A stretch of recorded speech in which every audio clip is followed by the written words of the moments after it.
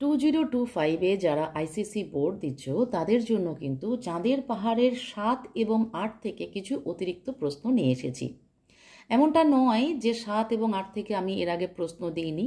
এই চ্যানেলেই কিন্তু আমার দেওয়া রয়েছে প্রশ্ন এই দুটো পর্ব থেকে। সেই দুটো ভিডিও কিন্তু আমি আজকের ভিডিওতে আমি লিংক দিয়ে দেব, তোমরা সেখান থেকে সেই গুরুত্বপূর্ণ প্রশ্নগুলো দেখে নিতে পারো। তবে আজকে আমি আরও কিছু অতিরিক্ত প্রশ্ন রেখেছি।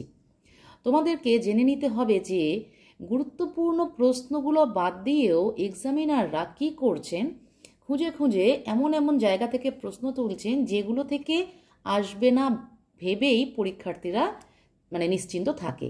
কিন্তু সেসব কথা ভেবেই তোমাদের জন্য কিন্তু আমি অনেক ভাবনা চিন্তা করে আরও কিছু প্রশ্ন নিয়ে এসেছি। এগুলো অবশ্যই তোমরা তৈরি করে রাখবে এবং আমি আশা করব তোমাদের প্রয়োজনেও লাগবে। যারা আমার চ্যানেল দেখে উপকৃত হচ্ছ তারা অবশ্যই একটা লাইক করে দিও। আর যারা নিয়মিত আমার চ্যানেলটিকে ফলো করো অথচ সাবস্ক্রাইব করোনি এখনো পর্যন্ত, তারা সাবস্ক্রাইব করে দিও। এবং যারা সাবস্ক্রাইবার তাদের আমার অসংখ্য অসংখ্য ধন্যবাদ। তারা নিয়মিত দেখো এবং আমার চ্যানেলটির পাশে থেকো। তাহলে চলে আসি, দেখো 7 পর্বের 1 নম্বর প্রশ্নতে। ওর মুখের ভাব দেখে শঙ্কর ওকে আর প্রশ্ন করতে সাহস করলে না। কার মুখের ভাব কি রকম হয়েছিল? মন দিয়ে শোনো।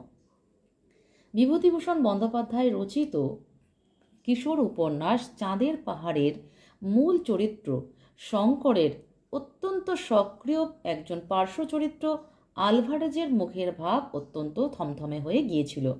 তার মুখ একেবারে বিবর্ণ হয়ে গিয়েছিল। 2 নম্বর কি আছে দেখো, কি প্রসঙ্গে এ কথা বলা হয়েছে। আলভারেজের মতো দুর্ধর্ষ অভিযানকারীর মুখ বিবর্ণ হয়ে যাওয়া বা ভয় পাওয়ার কারণ একটা 3 আঙুলের বিশালাকার জন্তু। আদিবাসীরা একেই বলে জঙ্গলের উপদেবতা বুনিপ। আলভারেজের মনে পড়ে যায় তার সঙ্গী জিম কার্টারকে কি নৃশংসভাবে হত্যা করেছিল এই জানোয়ারটা। সেই কারণেই শঙ্করের কথা শুনে আলভারেজের মুখের ভাব অমন হয়ে যায়। 3 নম্বর, কেন তার মুখের ভাব ওরকম হলো?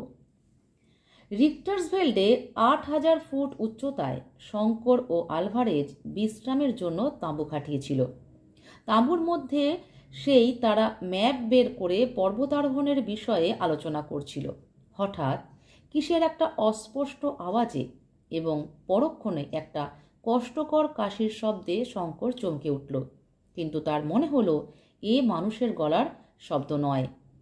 রাইফেল নিয়ে শঙ্কর তাঁবু থেকে বেরোতে যেতেই আলভারেজ তাড়াতাড়ি উঠে ওর হাত ধরে ফেললে। শঙ্কর যখন তাকে জিজ্ঞাসা করলো ওটা কিসের শব্দ, সঙ্গে সঙ্গে আলভারেজের মুখটা বিবর্ণ হয়ে যায়। এই প্রসঙ্গেই এ কথা বলা হয়েছে। 4 নম্বর দেখো, শঙ্করের এরপর কি উপলব্ধি হয়েছিল। শঙ্করের মনে পড়ল ইউগান্ডার স্টেশন ঘরে আলভারেজের মুখে শোনা জিম কার্টারের মৃত্যু কাহিনী। গুহার মুখে বালির ওপর সেই অজ্ঞাত হিংস্র জানোয়ারের 3 আঙুলওয়ালা পায়ের দাগ। কাফির গ্রামের সেই সর্দারের মুখে শোনা গল্প। গত রাত্রেও আলভারেজের বিবর্ণ মুখও সঙ্গে সঙ্গে তার মনে পড়ে যায়। আর একদিনও আলভারেজ ঠিক এইরকমই ভয় পেয়ে গিয়েছিল, যেদিন পর্বতের পাদমূলে ওরা এসে তাঁবু পেতেছিল। কাফির সর্দারদের মুখে শোনা সেই বুনিপের গল্প। রিক্টার্সভেল পর্বত ও অরণ্যের বিভীষিকা, যার ভয়ে শুধু অসভ্য মানুষ কেন, অন্য কোনো বন্য জন্তু পর্যন্ত এই 8000 ফুটের উপরকার বনে আসে না। গত রাত্রেও কোনো জানোয়ারের শব্দ পাওয়া যায়নি কেন, এখন তা শঙ্করের কাছে পরিষ্কার হয়ে গেল। আলভারেজ পর্যন্ত ভয়ে বিবর্ণ হয়ে উঠেছিল ওর গলার শব্দ শুনে।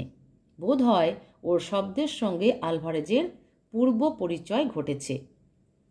চলে এলাম 2 নম্বরে। দেখো, শঙ্কর ব্যাপারটা কিছু বুঝতে পারলে না, আলভারেজের মুখের দিকে চেয়ে রইল। শঙ্কর ও আলভারেজের পরিচয় দাও। এই শঙ্কর ও আলভারেজের পরিচয় আমি বিভিন্ন পর্বে বিভিন্নভাবে দিয়েছি, তার ব্যাখ্যা করেছি। কোথায় কতটুকু লিখতে হয় সুন্দরভাবে আমার বোঝানো আছে, সেখান থেকে তোমরা দেখে নেবে। 2 নম্বরে চলে এলাম, কোন ব্যাপারটা শঙ্কর বুঝতে পারছিল না। রিক্টার্সভেল্ডে আসল রেঞ্জের ওপারের উপত্যকার অরণ্য প্রদেশে শঙ্কর ও আলভারেজ প্রায় 6 মাস ধরে ঘুরে বেড়াচ্ছিল হীরের খনির সন্ধানে। একদিন আলভারেজ খুব হতাশ হয়ে শঙ্করকে একটা জিনিস দেখালো। একটা গাছের গুড়ির গায়ে নরম ছাল ছুরি দিয়ে খুঁড়ে আলভারেজ ডিএ লিখে রেখে দিয়েছে। লেখাটা কিন্তু টাটকা নয়, অন্তত মাস খানেকের পুরনো। হঠাৎ এভাবে গাছের গায়ে আলভারেজ চিহ্ন দিতে গেল তাই শঙ্কর বুঝতে পারল না। 3 নম্বরে চলে এলাম, আলভারেজ তাকে কি বোঝালো। আলভারেজ তাকে বোঝালো মাসখানেক আগে সেই তার নামের ইংরেজি 2 অক্ষর গাছের গায়ে খোদাই করেছিল। তখন থেকেই তার সন্দেহ হচ্ছিল। আজ এখানে এসে এই লেখাটা দেখে তার বদ্ধমূল ধারণা হয়েছে যে তারা চক্রাকারে এই বনের মধ্যে ঘুরে বেড়াচ্ছে। একে বলা হয় ডেথ সার্কেল বা মরণ ঘূর্ণি। বড় বড় অরণ্য বা মরুভূমিতে এই রকম বিপদ ঘটে, কিছুতেই গন্তব্য খুঁজে পাওয়া যায় না। এই মরণ ঘূর্ণিতে দিকভ্রান্ত হয়ে ঘুরে ঘুরে ফিরতে হয়। 4 নম্বর দেখো, এরপর শঙ্করের কি প্রতিক্রিয়া হয়েছিল। শঙ্কর আলভারেজের কথায় ব্যাপারটা বুঝতে পারল। সে এটাও জানল ঝড় বৃষ্টির প্রকোপের পড়ে তাদের কম্পাসও খারাপ হয়ে গিয়েছে। এই ভীষণ গহন অরণ্যে মরণ ঘূর্ণিতে পড়ে দিকবিদিক জ্ঞান শূন্য হয়ে কতদিনই বা সুস্থভাবে থাকা যাবে সেই বিষয়ে তার সন্দেহ উপস্থিত হলো। খাদ্য ও জলের অভাবে হয়তো ধীরে ধীরে তাদের মৃত্যুর কোলে আশ্রয় নিতে হবে, যেমন হয়েছিল জিম কার্টারের। অভিশপ্ত রত্নখনির অনুসন্ধানে এসে তাকে প্রাণ বিসর্জন দিতে হয়েছিল, এ কথা শঙ্করের মনে হলো। চলে এলাম 8 পর্বে। আমি 7 পর্ব থেকে 2টো বললাম। 8 পর্ব থেকে দেখো কি অদ্ভুত ধরনের ভীষণ সুন্দর দৃশ্য। এমন অনুভূতি কার হয়েছিল? বিভূতিভূষণ বন্দ্যোপাধ্যায় রচিত কিশোর উপন্যাস চাঁদের পাহাড়ের মূল চরিত্র শঙ্করের এমন অনুভূতি হয়েছিল।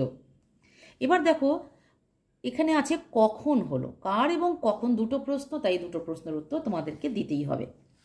শঙ্কর ও আলভারেজ সভ্য জগতের সীমা ছাড়িয়ে যখন দক্ষিণ আফ্রিকার রিক্টার্সভেল্ড পর্বতমালার গহন প্রদেশে হীরের খনির সন্ধানে যাত্রা করেছিল, পথে তারা এক আগ্নেয়গিরির সম্মুখীন হয়েছিল, যার সম্পর্কে বর্ণনা করতে গিয়ে শঙ্করের এমন অনুভূতি হয়েছিল। কোন প্রসঙ্গে এ কথা বলা হয়েছে? একদিন মাঝরাতে শঙ্করের ঘুম ভেঙে গিয়েছিল প্রচণ্ড এক শব্দে। আলভারেজ ও শঙ্কর দুজনেই তাঁবুর বাইরে বেরিয়ে দেখে বন্য জন্তুর দল আতঙ্কিত হয়ে গাছপালা ভেঙে ঊর্ধ্বশ্বাসে পূর্ব দিকের পাহাড়টার দিকে ছুটে চলেছে। এই অসংখ্য বন্য পশুদের দলে রয়েছে চিতাবাঘ, বুনো মহিষ এবং কলবাস বাদর। কোথা থেকে যেন একটা চাপা মেঘ গর্জনের মতো অদ্ভুত শব্দ শোনা যাচ্ছিল, যেন হাজারটা জয়ঢাক একসঙ্গে কোথাও বাজছে। এরকম দৃশ্য এর আগে ওরা কখনো দেখেনি।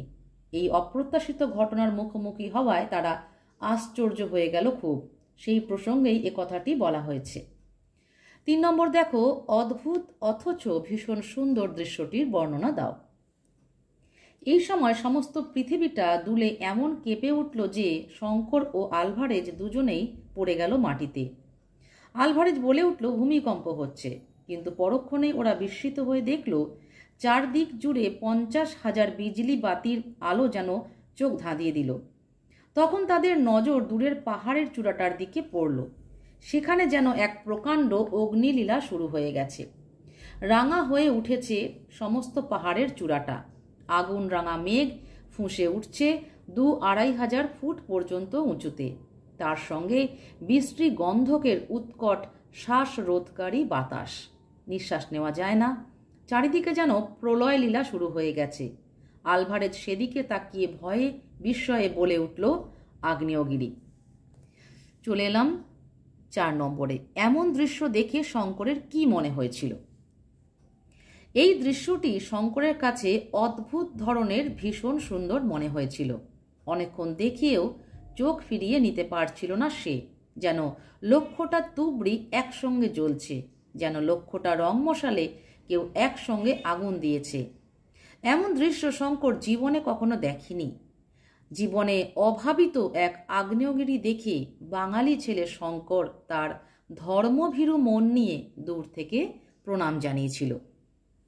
চলে এলাম 8 পর্বের 2 নম্বর প্রশ্নে, যেটা আমার কিন্তু আগে দেওয়া ছিল না।